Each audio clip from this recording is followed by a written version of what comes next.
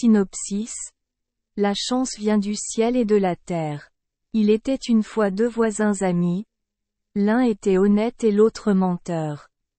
Un jour, alors que la vieille année était sur le point de se terminer et sur le point d'arriver, ils se rencontrèrent sur la route. Le vieil homme dit honnêtement: au cours de la nouvelle année, rêvons d'un rêve qui peut devenir réalité. Le vieil homme menteur accepta. Ils convinrent de se revoir et de raconter leurs rêves, puis ils rentrèrent chez eux.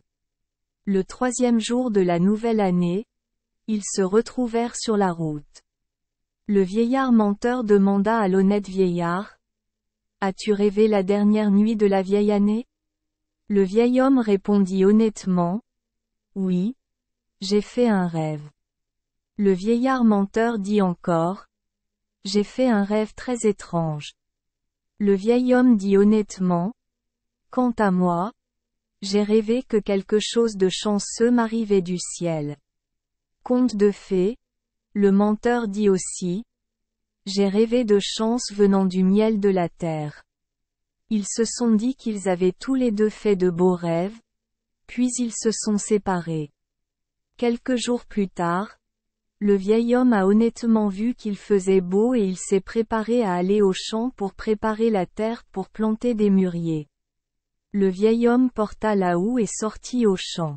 Quand il a commencé à biner, sa houe a heurté un rocher. Le vieil homme trouva cela étrange car il n'y avait pas de pierre dans son champ. Il retourna la pierre et vit une jarre enfouie dans le sol. Il souleva le pot et fut surpris de voir qu'il était plein de pièces d'or. Le vieil homme doutait sincèrement: cela doit être la chance dans le rêve de mon voisin car il vient de terre. Je vais devoir y retourner et le lui faire savoir. Alors le vieil homme se rendit précipitamment chez le vieux voisin et lui dit: Grand-père, j'ai trouvé une bénédiction de votre terre, sortez vite et rapportez-la. Le vieil homme a honnêtement raconté au voisin comment il avait trouvé le pot de pièces d'or, puis il est rentré chez lui. Il raconta à sa femme ce qu'il avait fait puis dit: il fut très heureux lorsqu'il m'entendit lui parler du vase de pièces d'or. Maintenant, il l'a probablement ramené à la maison. La femme lui dit: tu as fait une chose très noble.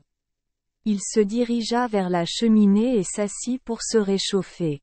Ils s'assirent près de la cheminée et parlèrent pendant un moment. Et le vieux menteur se rendit rapidement au champ où était enterré le vase.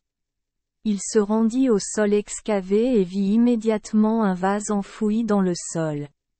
Il pensa qu'il s'agissait probablement d'un vase rempli de pièces d'or. Il le souleva doucement et regarda à l'intérieur, mais étrangement, à l'intérieur du pot se trouvait un serpent. Il s'est exclamé avec colère: ah!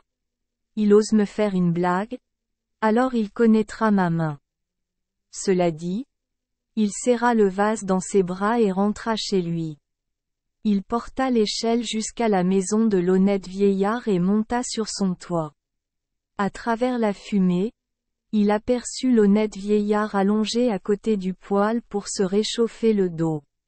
Le vieil homme trompeur a crié: d'accord? Tu m'as fait une blague? Je vais te réchauffer le dos. Tout en criant contre le vieillard menteur, il versa le vase à l'envers sur l'honnête vieillard. Mais étrangement, les pièces d'or tombaient du pot partout dans la chambre de l'épouse et du mari de l'honnête vieillard. Le vieil homme cria honnêtement: regardez, notre voisin a reçu sa chance du sol et maintenant nous avons reçu notre chance, elle est tombée du ciel. Point. Ils étaient très heureux parce que leur rêve du deuxième jour de la nouvelle année s'est réalisé et à partir de ce moment-là, ils sont devenus riches, vraiment très riches. Lire des contes de fées aux enfants. Merci les enfants des Esperluette Croisillon 39. Avoir écouté des contes de fées au jour Esperluette Croisillon 39. 8. Espérons que les histoires apporteront aux enfants des moments heureux et significatifs. Si vous aimez notre chaîne, veuillez appuyer sur le bouton S Esperluette Croisillon 39. Abonner, pour ne manquer aucune histoire intéressante. Je vous souhaite une bonne nuit de sommeil et de beaux rêves. Rendez-vous dans la prochaine histoire.